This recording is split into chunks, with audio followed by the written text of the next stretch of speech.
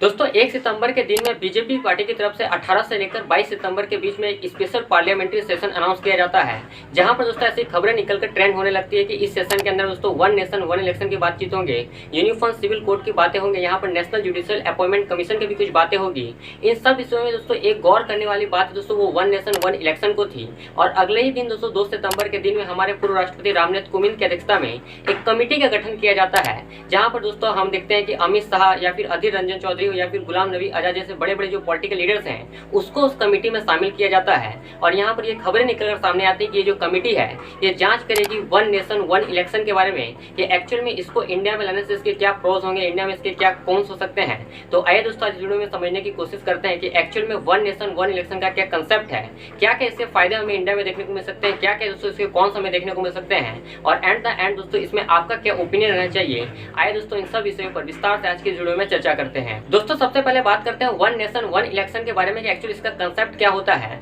तो अभी के समय में दोस्तों आपको लोकसभा के अंदर में अलग इलेक्शन देखने को मिलते हैं और राज्य के अंदर में विधानसभाओं में आपको अलग इलेक्शन देखने को मिलते हैं। और चूंकि भारत जो कि दुनिया का सबसे बड़ा लोकतंत्र होने वाला देश है, दुनिया में सबसे ज्यादा जनसंख्या अपने पास में रखता है, ऐसे में दोस्तों यहाँ पर इतनी बड़ी जनसंख्या होने के कारण राज्य की अलग समस्याएं हैं, केंद्र की अपनी अलग अलग समस्याएं हैं। इसीलिए दोस्तों यहाँ पर अलग अलग इलेक्शन जो है हर समय हेल्ड किए जाते हैं। इसके साथ ही आपको पता होगा कि दोस्तों भारत के अंदर में 28 राज्य हैं और 28 राज्यों के अंदर दोस्तों हर साल कहीं ना कहीं इलेक्शन होते ही रहते हैं। हर साल आपने देखा होगा कि हर 3 महीने 4 महीने के अंदर में दोस्तों 4 से 5 इलेक्शन जो है यहाँ इंडिया के अंदर में होते रहते हैं। ऐसे में इस कंसेप्ट को थोड़ा सा बदला जाए तो यहाँ पर हम देखते हैं कि अगर ऐसा कर दिया जाए कि अगर हम स्टेट लेवल के इलेक्शंस और सेंट्रल लेवल में जो लोकसभा के इलेक्शंस होते हैं, यानी कि लोकसभा के इलेक्शन और विधानसभा को इलेक्शन को मर्ज करके अगर हम एक इलेक्शन सिर्फ और सिर्फ हेल्ड करवाएं 5 सालों के अंदर में, तो यही जो कंसेप्ट हमें देखने को मिलता है, इसी को दोस्तों हम वन नेशन वन इलेक्शन के रूप में जानते हैं। और ये जो कंसेप्ट है दोस्तों केवल इंडिया के अंदर में ही नहीं चलता है बल्कि बहुत से विदेशों में भी चलता है। फॉर एग्जाम्पल दोस्तों बेल्जियम के अंदर में, स्वीडन के अंदर में, या फिर आप साउथ अफ्रीका में जाओगे तो वहां पर इस तरीका का मॉडल चलता है। हालांकि जो साउथ अफ्रीका का मॉडल है वो इससे थोड़ा अलग देखने को मिलता है। हालांकि आपको जानकर हैरानी ये भी होगी कि दोस्तों आने वाले समय में 2024 के अंदर जो इंडोनेशिया का इलेक्शन होने वाला है वो भी दोस्तों वन नेशन वन इलेक्शन होने वाला है, जो कि दोस्तों दुनिया का पहला ऐसा इलेक्शन होगा जो कि एक दिन के अंदर में दोस्तों वन नेशन वन इलेक्शन को हेल्ड कराया जाएगा। लेकिन दोस्तों भारत जो है क्योंकि सबसे बड़ा देश होता है पॉपुलेशन के मामले में, ऐसे में दोस्तों इतनी बड़ी जनसंख्या में एक दिन के अंदर में इतना बड़ा इलेक्शन हेल्ड करवाना दोस्तों पॉसिबल तो नहीं हो पाएगा। हो सकता है कि इसमें थोड़ा लंबा हमें समय देखने को मिले, लेकिन यहाँ पर नोट करने वाली बात यह है कि ये जो इलेक्शन का हमें प्रोसेस देखने को मिलेगा ये सिर्फ और सिर्फ लोकसभाओं और विधानसभाओं को एक करके देखने को मिलेगा। यहाँ पर दोस्तों हम कभी भी जो रीजनल इलेक्शंस होते हैं, फॉर एग्जाम्पल दोस्तों हम जो ग्राम सभा के इलेक्शंस की बात करते हैं या फिर जब हम बात करते हैं कुछ म्यूनिसिपैलिटीज के इलेक्शंस की, तो उसका दोस्तों चर्चा इसके अंदर में नहीं किया गया है। इस इलेक्शन के कंसेप्ट के अंदर में केवल लोकसभा और विधानसभाओं को एक करके इलेक्शन कराने की बात की गई है। अब आपके मन में ये सवाल चलेगा कि क्या पहले भी इंडिया में कभी ऐसा हुआ था? तो जी हाँ दोस्तों, जब हमारा देश आजाद हुआ, जब दोस्तों हमने अपना पहला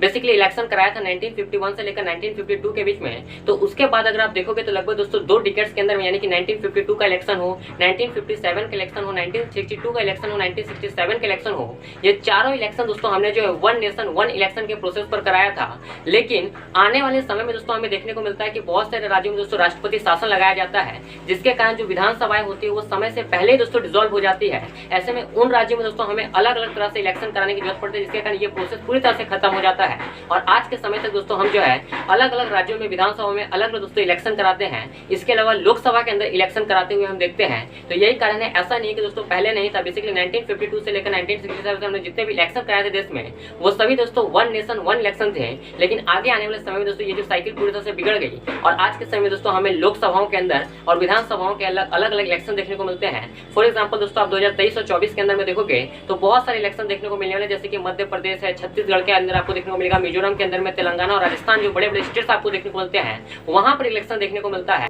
अब आइए दोस्तों बात करते हैं कि वन नेशन वन इलेक्शन कराने से हमारे देश को किस प्रकार से इसका फायदा देखने को मिलेगा, इसके क्या क्या दोस्तों हमको एडवांटेजेस देखने को मिलते हैं। आइए दोस्तों इसके बारे में थोड़ा विस्तार से चर्चा करते हैं। दोस्तों सबसे पहले जो इसके अंदर में तर्क दिया जाता है कि अगर इस तरह की व्यवस्था की जाती है तो कहीं ना कहीं दोस्तों हमें धन की बहुत ज्यादा बचत देखने को मिलेगी, क्योंकि जैसा कि मैंने आपको बोला बोला दोस्तों, आज के समय में अगर आप देखोगे तो 2014 के इलेक्शन का अगर आंकड़ा निकाल कर देखोगे लोकसभा का, तो वहां पर रफली दोस्तों हमने 4000 करोड़ रुपए के आसपास खर्चे किए थे। अब दोस्तों ये अगर आप कहीं पर जाके देखोगे तो कहीं पर आपको 60,000 करोड़ रुपए भी देखने को मिलता है। वो इसलिए दोस्तों इलेक्शन कराने में हमें उतने रुपए खर्च करने पड़ते, लेकिन अगर आप पॉलिटिकल पार्टीज का खर्चा देखोगे, फ्री वाइप्स का खर्चा देखोगे, या फिर जो कैंडिडेट्स का खर्चा होता है उन सबको मिला दोगे तो वो काफी ज्यादा खर्चा निकल कर आता है। ये केवल और मैं लोकसभा इलेक्शन की बात कर रहा हूँ। इसके बाद दोस्तों आपको राज्यसभा के अंदर भी अलग अलग इलेक्शन देखने को मिलते हैं, तो उनका खर्चा भी अगर आप निकालोगे तो रफली दोस्तों बिलियन से भी ऊपर हमें दोस्तों है हर साल इलेक्शन के अंदर, या फिर हम कहें तो पूरे जो 5 साल के अंदर टेन्योर में हमारे जितने भी लोकसभा और विधानसभा के इलेक्शन होते हैं उनमें काफी ज्यादा पैसे खर्चे करने पड़ते हैं। लेकिन अगर हम दोस्तों लोकसभा और विधानसभा में केवल एक इलेक्शन कराएंगे 5 साल के अंदर में, तो निसंदेह दोस्तों हमें जो है पैसों की काफी ज्यादा बचत होगी। तो पहला तर्क तो यही दिया जाता है कि दोस्तों ये इस तरह की अगर हम व्यवस्था करते हैं वन नेशन वन इलेक्शन की, तो पैसों की हमें बहुत ज्यादा बचत देखने को मिलेगी। दूसरी जो बात बताई जाती है वो दोस्तों ये है कि इसके अंदर अगर हम इस तरह की व्यवस्था करते हैं तो कहीं ना कहीं विकास कार्य को भी बढ़ावा देखने को मिलेगा। क्योंकि आज के समय में अगर आप देखोगे तो हर एक पॉलिटिकल पार्टीज के जो लीडर्स होते हैं वो दोस्तों ज्यादा फोकस करते हैं बेसिकली इलेक्शंस के ऊपर में, क्योंकि हर 6 महीने हर 3 महीने में दोस्तों इलेक्शंस होते रहते हैं हर एक स्टेट के अंदर में, जिसके अंदर दोस्तों वे डेवलपमेंट में ज्यादा फोकस ना कर अपने गवर्नेंस में ज्यादा फोकस ना करके वे पॉलिटिकली ज्यादा इन सब चीजों पर फोकस करने में लग जाते हैं, जिसके कारण काफी लंबा समय उनको लगाना पड़ता है। इलेक्शन कमीशन भी दोस्तों ये बात को कहता है कि वन नेशन वन इलेक्शन होगा तो कहीं ना कहीं डेवलपमेंट को बढ़ावा मिलेगा। क्योंकि दोस्तों आचार संहिताएं जब लागू हो जाती है तो किसी भी तरह की नई योजनाएं लागू नहीं की जा सकती है, जिसके कारण देश आगे नहीं बढ़ पाता है। लेकिन अगर 5 सालों में एक इलेक्शन होगा तो कहीं ना कहीं अगर हम मान लेते हैं कि अगर 6 महीने आपने पूरी तरह से इलेक्शन में भी खर्च कर दिए तो बचे हुए जो साल होंगे दोस्तों अपने समय जो है डेवलपमेंट के ऊपर में लगा पाओगे, तो जिससे देश को दोस्तों आगे बढ़ाने में काफी ज्यादा मदद मिलेगा। तीसरी जो चीज बताई जाती है दोस्तों इसके अंदर में आपको वोटर टर्नआउट भी बढ़ते हुए दिखेगा। क्योंकि दोस्तों आज के समय अगर आप देखोगे तो 3 महीने 4 महीने में हर एक राज्यों में अलग अलग इलेक्शन होते रहते हैं, तो एक काफी लंबा प्रोसेस इससे तो जाता है, साथ ही इसमें टाइम की तो इन्वेस्टमेंट होती ही है। लेकिन लोगों को भी ऐसा लगता है कि वे बार बार इलेक्शन करते रहते हैं, जिसके कारण वे भी बोर हो जाते हैं। लेकिन अगर 5 सालों में एक बार इलेक्शन होगा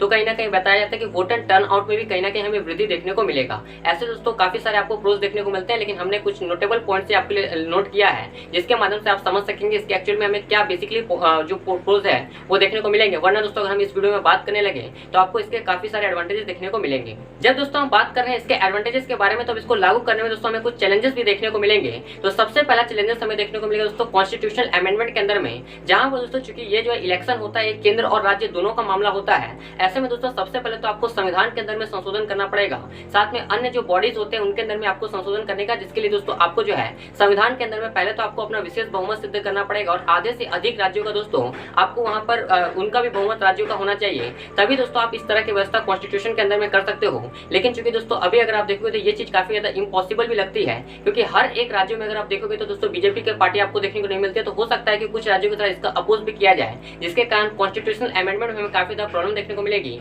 तो हो सकता है कि इसको लागू करने में थोड़ा समस्या भी देखने को मिले। दूसरी जो चीज आपको देखने को मिलती है दोस्तों, ये जो कहीं ना कहीं फॉर्मूला हमें देखने को मिलता है, ये लोकतंत्र के विकास में भी एक बाधा है। क्योंकि आज के समय में हम देखते हैं दोस्तों जब भी इलेक्शन होते हैं तो विधानसभाओं के जब इलेक्शन होते हैं तो वहां पर दोस्तों जो रीजनल जो समस्याएं होती है उन पर ज्यादा फोकस किया जाता है। जब आप लोकसभा के इलेक्शन को देखते हो तो वहां पर दोस्तों आप देखोगे तो राष्ट्रीय मुद्दों, फॉर एग्जाम्पल दोस्तों आपका फाइनेंस का मामला है, डिफेंस का मामला है, या फिर और किसी चीज का मामला है, उस पर ज्यादा फोकस किया जाता है। तो अगर हम दोस्तों 5 सालों के अंदर में केवल एक बार लोकसभा और विधानसभा के इलेक्शन कराएंगे तो इसमें जो पॉलिटिकल पार्टीज होगी वो राष्ट्रीय मुद्दों पर ज्यादा ध्यान देगी, जिसके कारण दोस्तों जो क्षेत्रीय मुद्दे होते हैं वो अच्छी तरह से उठकर सामने नहीं आ पाएंगे, जिससे कहीं ना कहीं दोस्तों हमें लोकतंत्र के विकास में बाधा मिलेगी। क्योंकि लोकतंत्र कहता है कि दोस्तों आपके देश के अंदर में क्षेत्रीय विकास होने के साथ साथ राष्ट्रीय विकास भी होना चाहिए, लेकिन वन नेशन वन इलेक्शन का फॉर्मूला दोस्तों इसके अंदर में नहीं आता है, जिसके कारण कहीं ना कहीं लोकतंत्र के विकास में भी बाधा देखने को मिल सकती है। तीसरी जो चीज आपको देखने को मिलती है, जैसा कि मैंने आपको बोला तो पहली चीज तो दोस्तों इसके अंदर धन की बचत होती है। लेकिन यहाँ पर एक नोट करने वाली बात यह है कि दोस्तों जब अगर आप एक साथ में विधानसभा के इलेक्शन और एक साथ में अगर आप लोकसभा के इलेक्शन कराओगे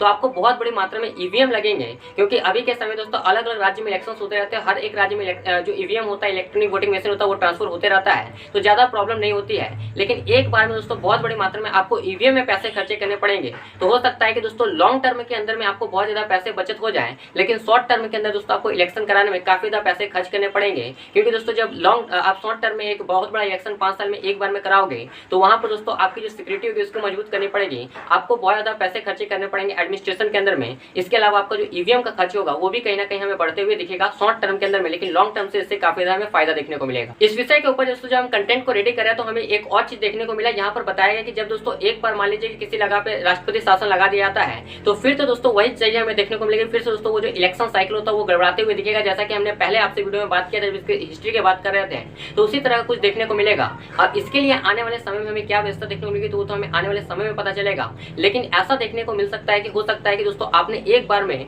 विधानसभाओं के इलेक्शन और लोकसभा के इलेक्शन एक साथ में करा लिए, लेकिन अगर हो सकता है कि आने वाले समय में किसी राज्य के अंदर आपने राष्ट्रपति शासन लगाया, किसी भी राज्य की विधानसभाओं को समय से पहले भंग कर दिया, तो फिर से दोस्तों वही साइकिल घुरानी पड़ेगी आपको। तो यहाँ पर किस तरह से चीजें देखने को मिलेगी वो आने वाले समय में हमें देखने को मिल जाएगा। तो यही दोस्तों पूरा प्रोसेस होता है वन नेशन वन इलेक्शन का, जिसके बारे में मैंने आपसे बात किया हुआ पूरा आपको बताया कि वन नेशन वन इलेक्शन का एक्चुअल में कंसेप्ट क्या है, इसके क्या क्या दोस्तों हमें एडवांटेजेस देखने को मिलेंगे, आने वाले समय इसके क्या क्या चैलेंजेस देखने को मिलेंगे। बहुत सारे पॉलिटिकल पार्टी दोस्तों इसके अपोज कर रहे हैं, कुछ दोस्तों इनका सपोर्ट भी कर रहे हैं। अब आने वाले समय में हम दोस्तों जब 18 से लेकर 22 सितंबर के बीच में दोस्तों जब स्पेशल पार्लियामेंट्री सेशन चलेगा, वहां पर क्या चीजें निकलकर सामने आएगी वो हमें पता चलेगा। और आपको तो पता है कि दोस्तों देश दुनिया के अंदर जितने भी चीजें चल रही है उन सबको हम कवर करने वाले हैं। तो हमारे चैनल को सब्सक्राइब करके बेल आइकन जरूर प्रेस कीजिएगा, और जितने भी चीजें आगे घटती रहेगी दोस्तों उसके ऊपर हम आगे आपसे वीडियो बात करते रहेंगे। इस वीडियो में दोस्तों इतना ही, लेकिन जाने से पहले दोस्तों जैसे कि हम हर वीडियो के एंड में आपसे कहते हैं कि बड़ों का सम्मान करें, छोटों को प्यार दें, अपना व्यक्तित्व इस तरह से विकसित करें कि महिलाएं पुरुष के साथ और पुरुष महिलाओं के साथ सुरक्षित और सम्मानित महसूस कर सकें। मैं मिलता हूं आपसे वीडियो में, तब तक के लिए आप सबका दिल से धन्यवाद।